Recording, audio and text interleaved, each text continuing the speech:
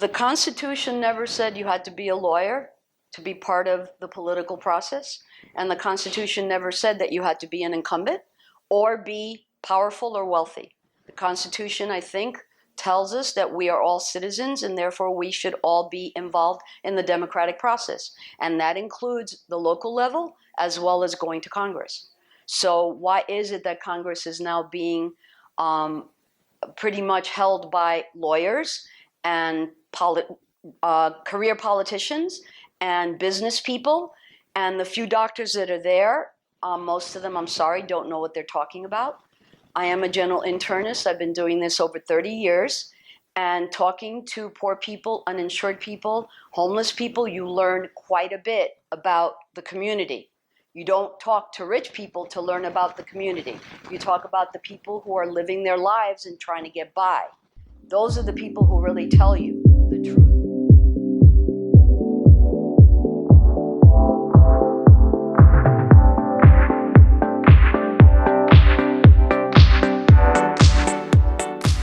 Thanks for joining us here at the Progressive Independent. I'm Ansh Grover, and we're here today with Dr. Alina Valdes, and she's running for Florida Congressional District 25 at the upcoming election in November.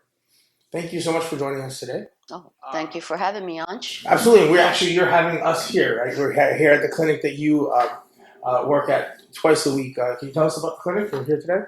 Well, it's really a homeless shelter, and we take care of the patients who are residents here, and whatever they need, we try to get for them. But because it is a shelter, we are limited. The funds, it's a charitable place, so we are limited as to what we can do, and many of them don't have insurance. So that makes it that much harder, which is why I advocate for a one-payer system. We can start on that issue because that's really one of my main ones. Absolutely. So a single payer system, how would that impact facilities like this, or make them more able or less able to provide services? Well, like I said, one of the things that we worry about here is that these folks are homeless, the majority of them, actually all of them, and they come here for a place to stay and for food to eat. But some of them do have medical issues, and they haven't had health care in many years because they haven't had health insurance. So we find a lot of problems with them, medical problems, that we have limited resources as to what we can do. They are eligible for what's called homeless insurance, but that's only good for a couple of months as long as they're here. And then once they leave, that's gone. So it's like you start back again. They get off the health insurance, they get off their medications, and they come back in whenever they come back in, and the cycle starts all over again until they either get much sicker and then they get on Medicaid, or the inevitable happens. I don't know, they don't come back anymore because they're not around. I think I see that a lot, at least medical professionals like yourself, frustration with the system in which they work in. What brought you to the politics of it all? Why are you running for Congress now? I decided a few years back, I was just sort of waiting to see what would happen in District 25 if someone else would run. And then I started to realize that no one else was stepping up, that the incumbent Republican has been there this is his 14th year now. And when I finally decided to do it, people weren't challenging him. We do live in a democracy, and we should have challenges, because otherwise I think people get complacent. I guess I'm doing an okay job. No one's challenging me, but that's not the reason why no one challenged him. And we can get into the politics of that, but we'll leave that one alone. Since he wasn't being challenged, I figured that he should, because I didn't feel that he was doing for the community what he should be doing. He was voting for the special interest that funds his campaign. He was voting for the corporations. He, for example, with Obamacare, which is a flawed system, but it's better than what we had before.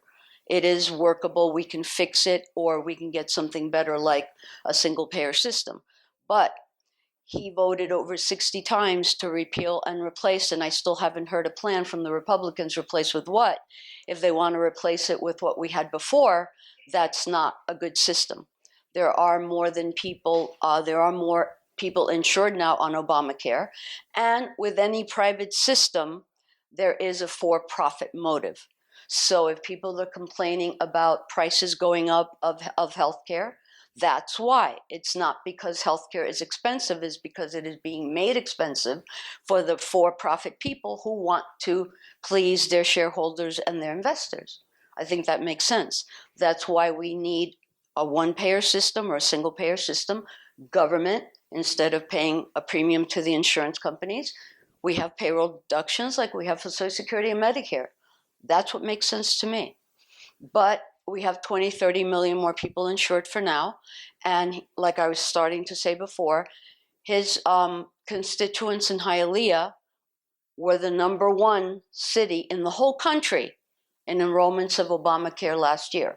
So why does he keep voting against Obamacare? Over 60 times. My name is Dr. Alina Valdes, and I'm running for Congress, District 25. Please visit my website, Alina Valdes with an S for Congress.com. That will be in the bar below. So. Thank you.